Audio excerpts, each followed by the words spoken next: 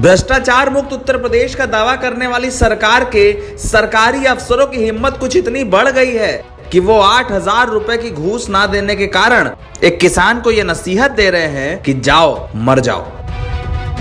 जिन लेखपालों के हवाले गांव की जमीनों के मामले हों, जिन लेखपालों पर जिम्मेदारी हो कि वो लोगों की जमीन की सही नापजोक करके सरकार को सही फैसला लेने की रिपोर्ट देंगे, उन लेखपालों और कानूनगों की हिम्मत इतनी बढ़ गई है कि वो लोगों से ये कहने लगे हैं कि पैसा नहीं है तो जाओ मर जाओ।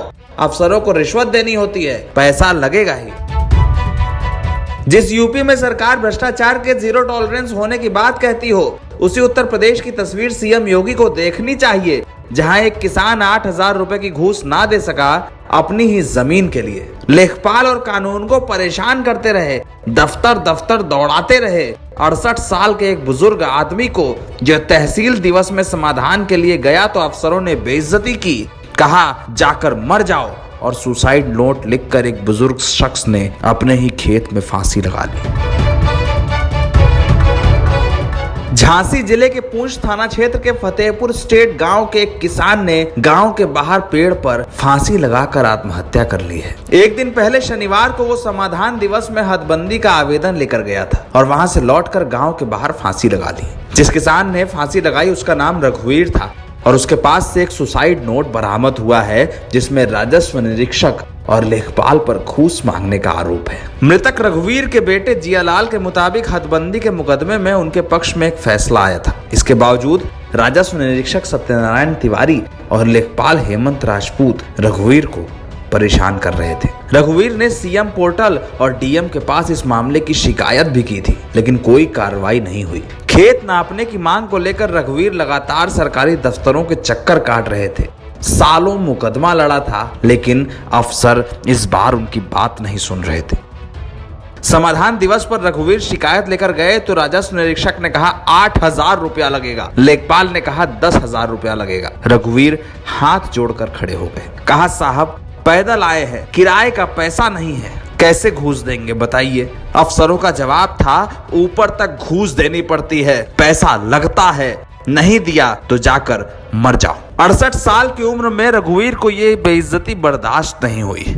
एक शख्स जिसने सारी जिंदगी ईमानदारी से काम किया था, उसे कोई अफसर ये कह दे कि जाकर मर जाओ, वो भी पूरी तहसील में जहां पर उसे तमाम जानने वाले लोग थे। रघुवीर को शायद ये बात बर्दाश्त नहीं हो पाई। हाँ, पापा ने फांसी लगा ली थी मुकदमे पीछे। क्या नाम था पापा का? रघुवीर पाल। क्या कैसे रहा मामला, क्या हो गया? 11 साल से मुकदमा चल रहा था। किसका? जमीन का। फिर क्या हुआ? कानूनी होने ना बोले रुपया मांग रहा था 10,000 नेपाल साहब कानूनी। हाँ, तो मैंने फांसी लगा लिया के आए थे जी। मोट से कल तारीफ पे गए थे, उन्होंने सुनवाई नहीं करी जी। पैदल आए मोट से। कहाँ से? मोट से।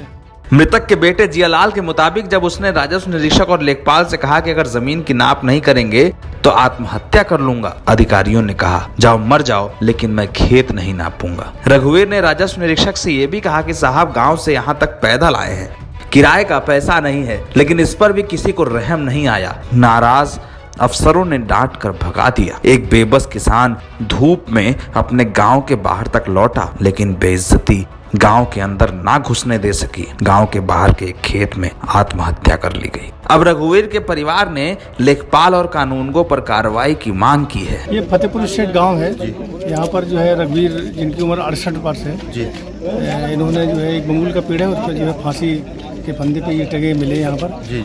यहाँ इनके परिवारीजन और गांव वाले बता रहे हैं कि जो है कोई जमीन का विवाद का मामला था जी, और जिसमें हदबंदी होनी थी, तो इनका ये कहना है कि हदबंदी नहीं हुई है, जो परेशान थे, इस वजह से उन्होंने आत्महत्या कर ली जी। तो सर इसमें इन्होंने क्या मांग रखी? अब इन्होंने कहा कि साहब अगर इसमें लेखपाल और कानून दोषी हैं और उनके खिलाफ कार्रवाई की जाए, तो हम लोगों ने इनको आश्वासन दिया कि लेखपाल और कानून दोनों अगर दोषी हैं तो दोनों को विरुद्ध जो है कार्रवाई की जाएगी। जिस जमीन का मुकदमा था वो जमीन रखी रह गई, वो लोग भी रखे रह गए जो गांव में थे। एक शख्स चला गया उत्तर प्रदेश सरकार के सिस्टम को देखकर, वही सरकार जो ढोल पीटती है कि हमने सड़कें बनवाई, पुल बनवाई, मंदिर बनवाए, मस्जिद, विकास सब बनाया, लेकिन एक किसान आत्महत्या करने को क्यों मजबूर हुआ, जवाब किसी के पास नहीं है।